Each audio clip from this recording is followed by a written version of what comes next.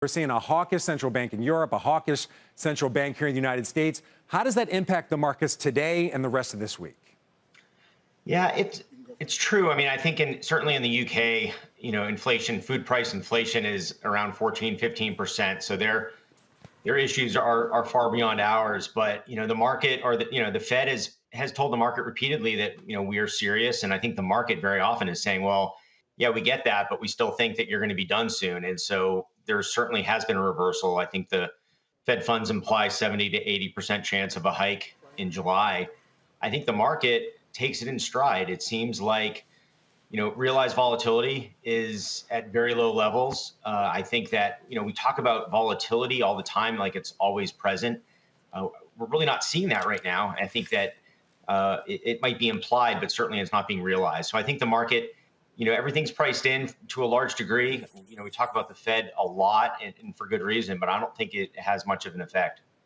Yeah, we are talking about the Fed quite a bit these days and central banks in general. I know you're also looking at the bond market for some insight into equity. So one thing you're looking at that a lot of people are looking at is the inverted yield curve, but you're also looking at the 10-year and the fact that it's been pretty much range bound, sitting pretty close to 3.7, popping up to 3.8, but then coming right back down.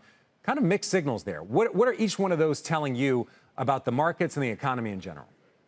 Sure. Yeah, it's interesting because growth expectations have come in quite a bit, for GDP. So we got about 1 and change this year on GDP growth and less than 1% next year. So certainly, some people would call that, we're hitting stall speed, I suppose. And it doesn't mean that we fall out of the air, but certainly it is an unusual situation where, the economy is absolutely slowing, maybe not a recession, but certainly slowing. And yet we're talking about rate hikes. So I think that is a little bit different than what we've seen in recent memory.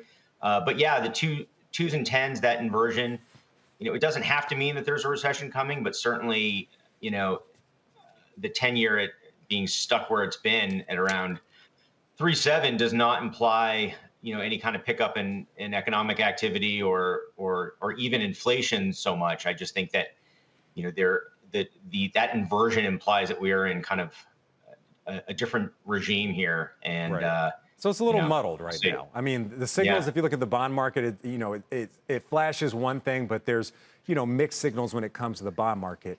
I want to get to something that's just becoming more and more clear. The AI trade, it's really powering the market. So I want to ask you, are you a believer in this AI trade? We call it the Magnificent Seven here, NVIDIA, Alphabet, et cetera.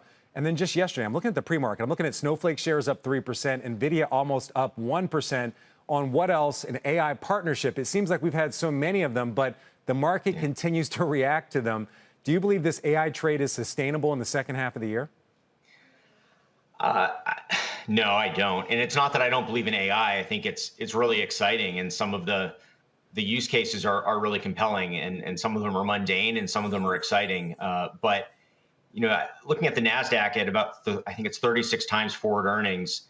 That in and of itself doesn't mean that it's overvalued, but it's certainly come a long way with looking at mid caps a lot at Hennessy and trading at 14 times forward earnings. And so there's certainly a disconnect there. But I think that with AI, like so many other things, I think it's more the users of it than it is the providers that make me excited. I think picking the winners is going to be tough. NVIDIA clearly a winner in retrospect, but I think it's more the industrial users and the business service users and end users, consumers that are the big beneficiaries. So I think that the excitement is kind of embedded within the economy, and I don't know if it really resides so much going forward in the top 7.